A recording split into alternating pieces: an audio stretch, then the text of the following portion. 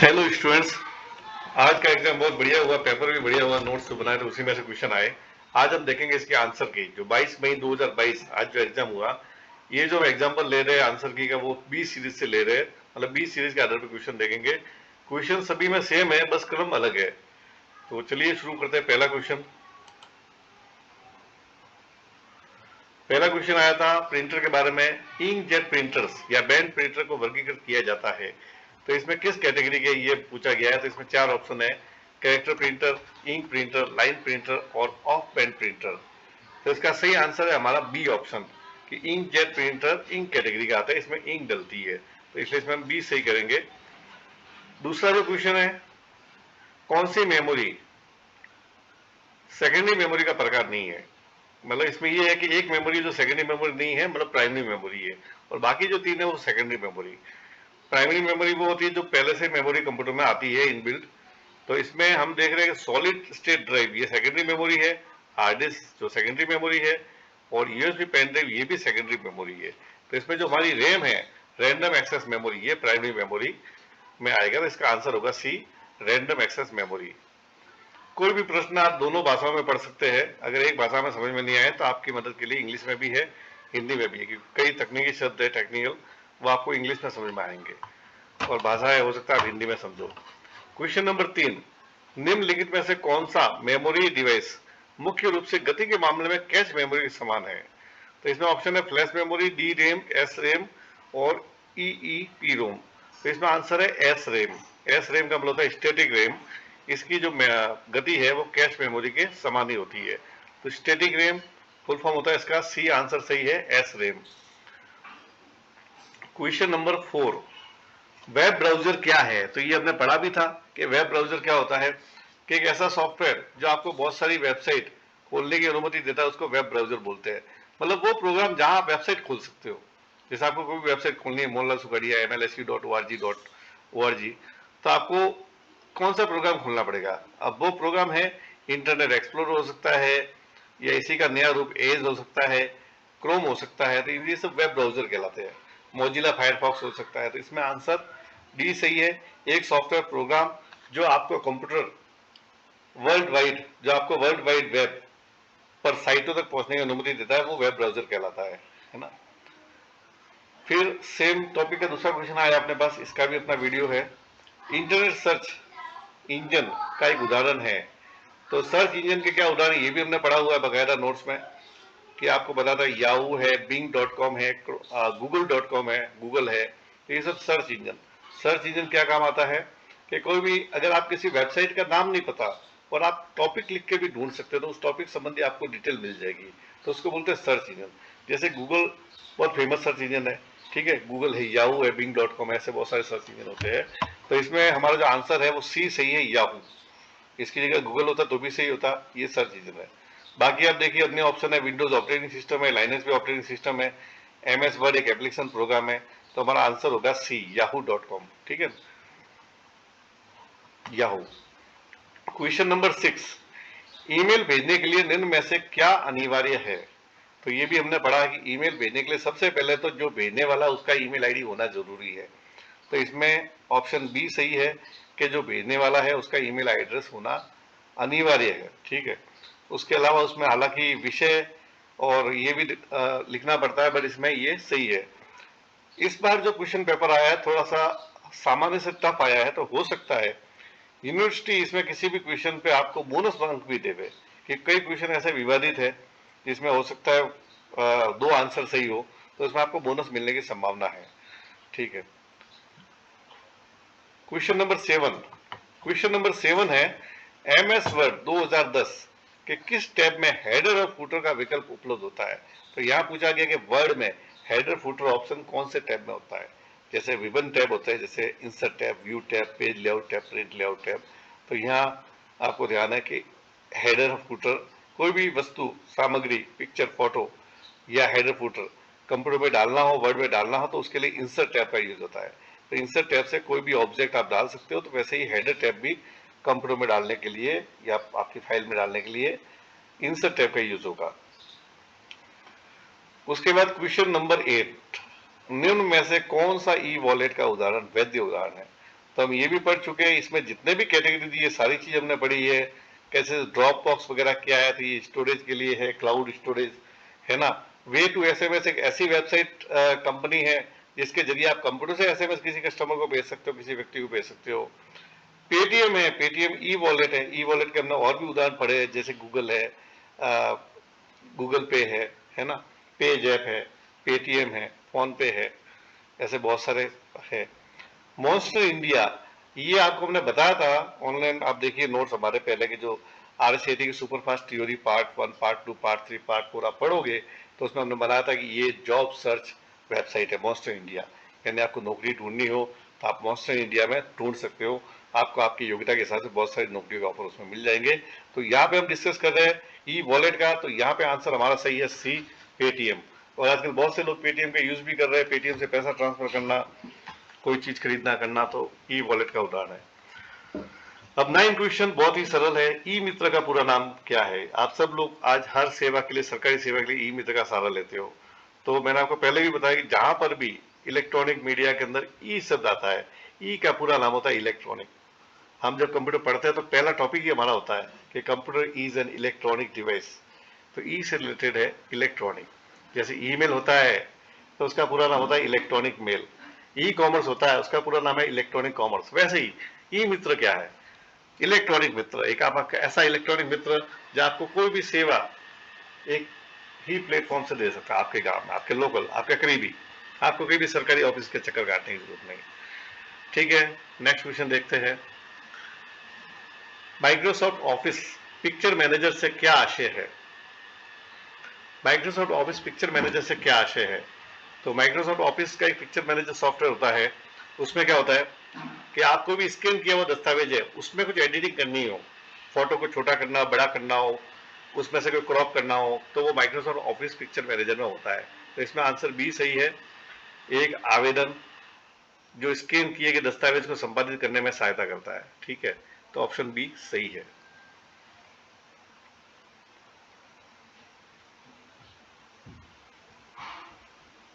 ठीक है, an application that helps in editing scan document. यहाँ हिंदी में थोड़ा आपको अजीब लग सकता है आवेदन, बाकी इसको आप इंग्लिश में समझिएगा। एप्लीकेशन का मतलब क्या होता है? कंप्यूटर में प्रोग्राम को एप्लीकेशन बोलते हैं। तो एक एप्लीकेशन मतलब एक प्रोग्राम जो कोई भी डॉक्यूमेंट, स्कैन किए हुए डॉक्यूमेंट को एडिट करने में आपकी मदद करता है, that is Microsoft office picture manager. कई में हिंदी शाब्दिक अर्थ होता है, इसलिए आपको थोड़ा सा अलग लग सकता है, बाकी वो चीज आप इंग्लिश में समझ सकते हैं। क्वेश्चन नंबर 11, नीचे दिए गए स्क्रीन लॉक में से कौन से स्क्रीन लॉक एंड्रॉइड डिवाइस पर उपलब्ध है? इसमें मोबाइल वाला टॉपिक भी उसमें से क्वेश्चन आया है, तो इसका आंसर मुझे लगता है आप सब जानते हो कि आपको कोई भी स्क्रीन लॉक करना हो, मोबाइल आप सब यूज करते हो, तो ये सारी तीनों चीजें जो सही है, आप उसको पिन लगा के भी लॉक कर सकते हो। 4 डिजिट का पिन होता है, कोई भी कोड 1 2 3 4 या 4 2 1 2 जो भी, पासवर्ड देके भी आप लॉक कर सकते हो। और आप पैटर्न लॉक, हमारे में से सबसे ज्यादा तो लोग पैटर्न लॉक करके अपने मोबाइल को लॉक करते हैं। तो इसमें हमारे चारों आंसर सही है, तो इसमें हमारा ऑप्शन होगा D, all of the above, उपरोक्त सभी। तो इसमें हमारा आंसर होगा D, all of the above. Next question number 12, you can link any document of the current document, you can link any location of the current document to another document or website through। तो यहाँ पे hyperlink सुविधा है जिसके द्वारा आप किसी भी डॉक्यूमेंट को किसी भी वेबसाइट पर लिंक करा सकते हो, या किसी भी वेबसाइट का लिंक किसी डॉक्यूमेंट में दे सकते हो। आपने देखा होगा कई बार हम भी जो आपको लिंक भेजे, ब्लू ब्लू दिखता है आपको, उस पर क्लिक करते ही वो शॉर्टकट के रूप में वो वेबसाइट या वो जो एड्रेस है वो खुल जाता है। तो दैट इज हाइपरलिंक।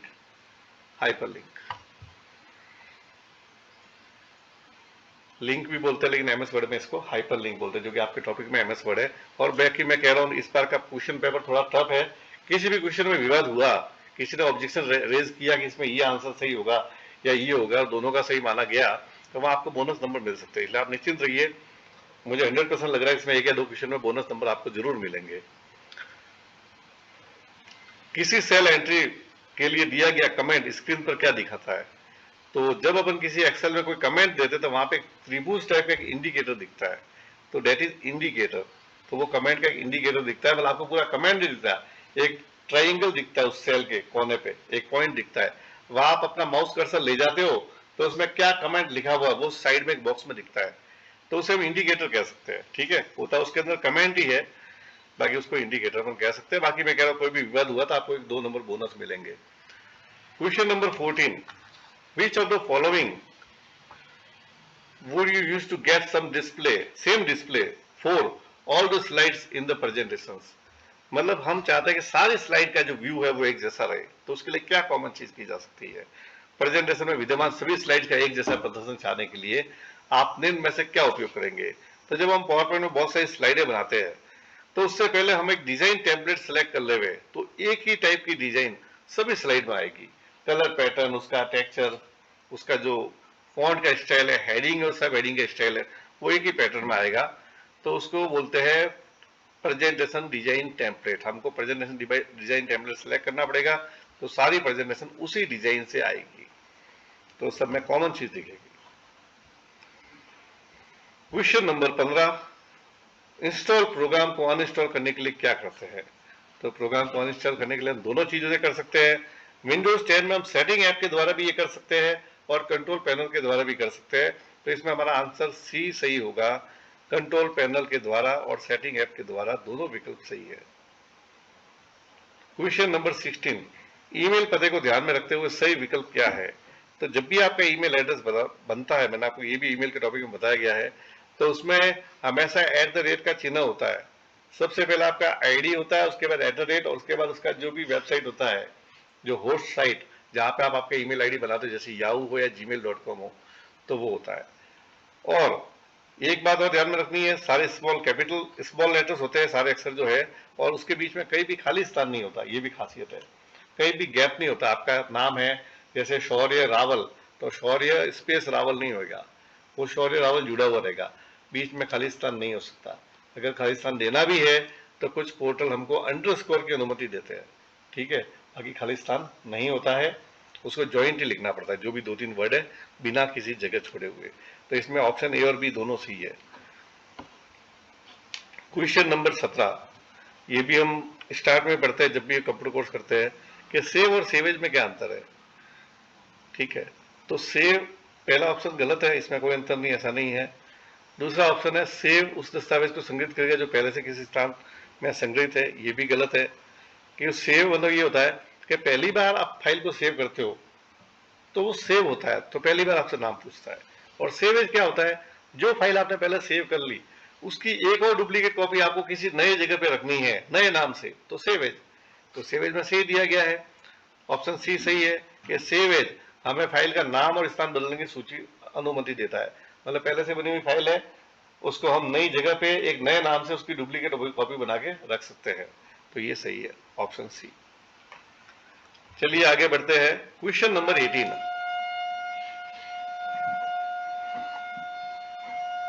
ट्रेन का हॉर्न सुनाई दे रहा है आपको बैकग्राउंड में, खैर। क्वेश्चन नंबर 18, पावर पॉइंट प्रदर्शन में कौन सा फाइल प्रारूप नहीं जोड़ा जा सकता? तो पावर पॉइंट में बाकी तीनों प्रारूप जोड़ सकते हो, एचटीएम, ये एचटीएमएल के लिए होता है, तो ये ऑप्शन सही है, बी, एचटीएमएल फॉर्मेट की फाइल पावर पॉइंट में नहीं बनती है।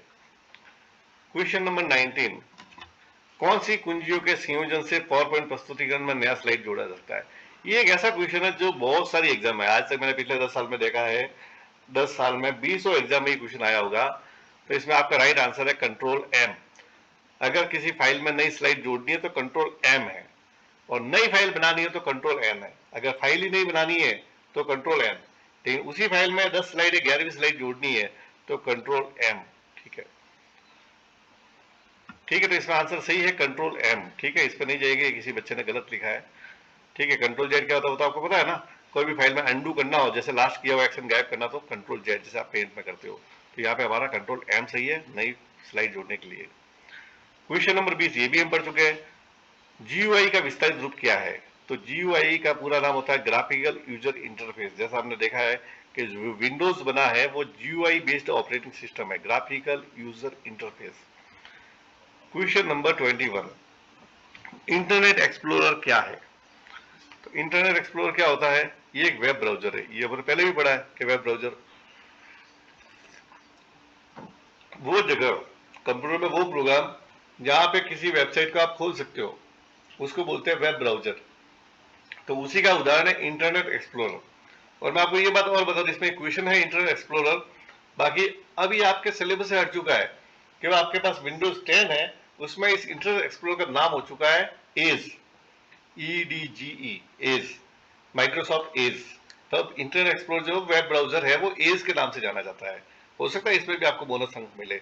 तो इसमें आपका आंसर सीधा सा है ए, वेब ब्राउजर। इंटरनेट एक्सप्लोरर हो या क्रोम हो या मोजिला हो या नेट स्पेक नेविगेटर हो, ये सब वेब ब्राउजर है जहां पे आप कोई भी वेबसाइट खोल सकते हो। क्वेश्चन नंबर 22, संक्षिप्त रूप DIMM का विस्तारित रूप क्या है, मतलब DIMM का पूरा नाम क्या है? तो इसका पूरा नाम है option C, dual inline memory module, dual inline memory module. Question number 23 number, which of the following does not represent an input output device?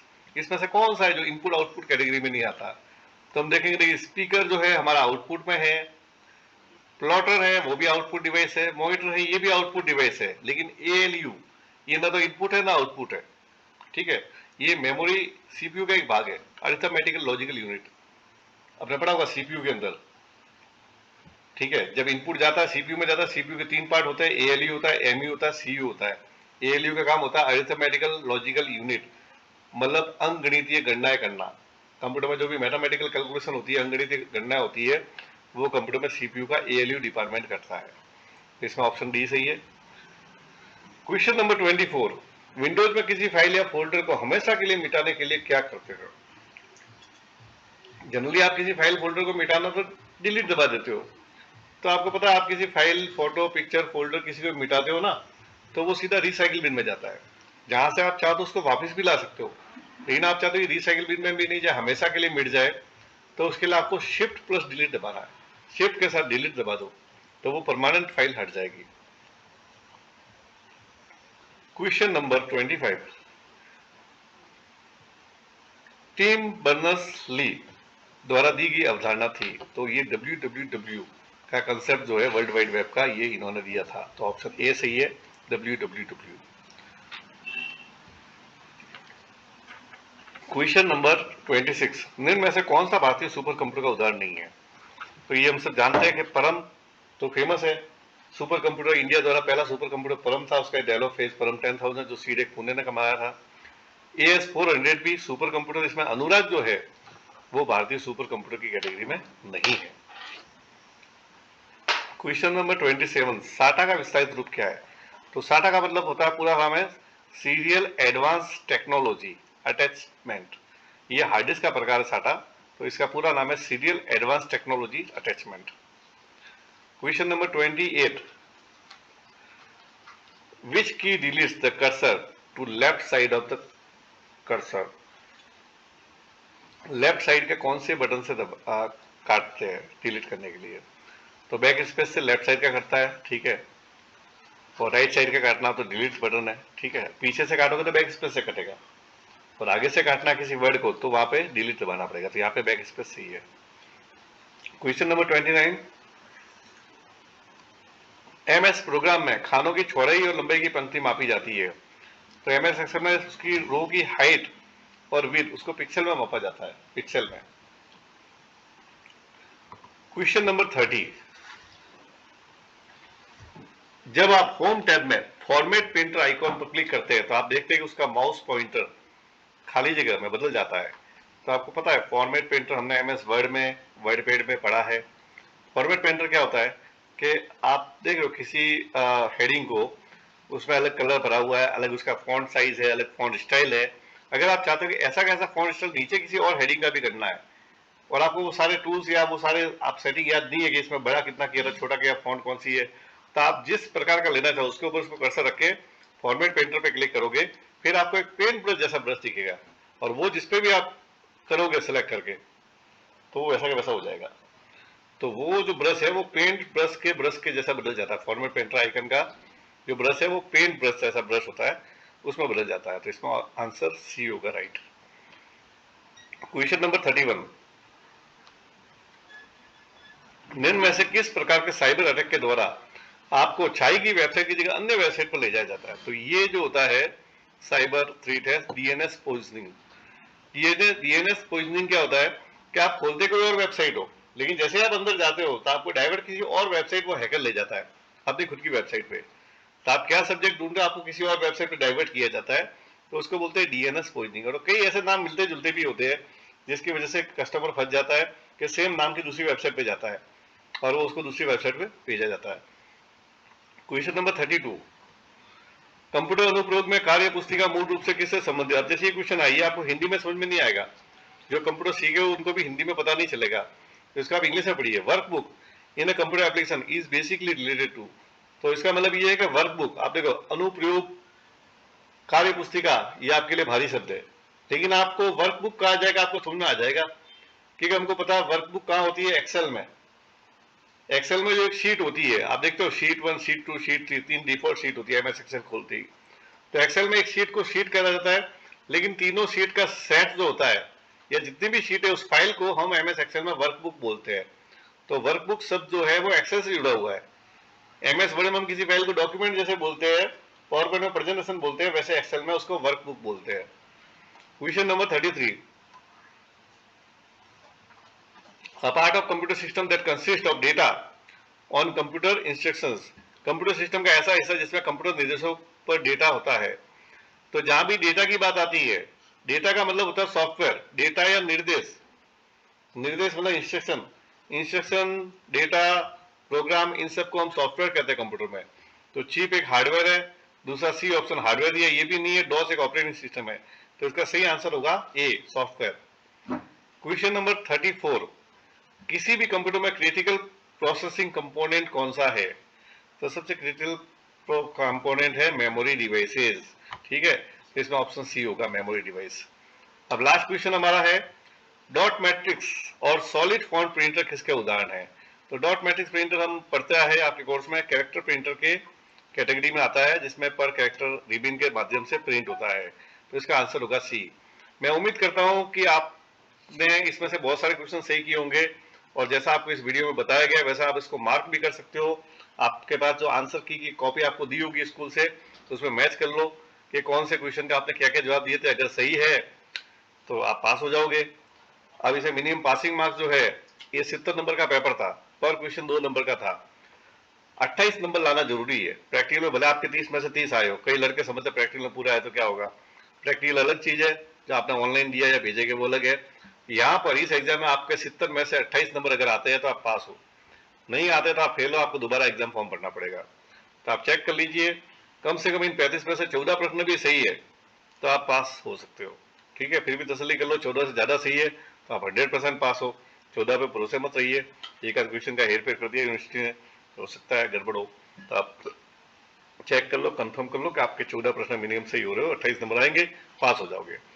इसके रिजल्ट की बात करें तो रिजल्ट जनरली 15 दिन में आ जाता है, और यूनिवर्सिटी द्वारा ऑथेंटिकेटेड आंसर की भी सप्ताह भर में आ जाएगी, ठीक है। अगर कोई ऑब्जेक्शन है उसमें आप रेज कर सकते हो, तो उसमें बोनस अंक दे दिए जाएंगे, ठीक है। Thank you.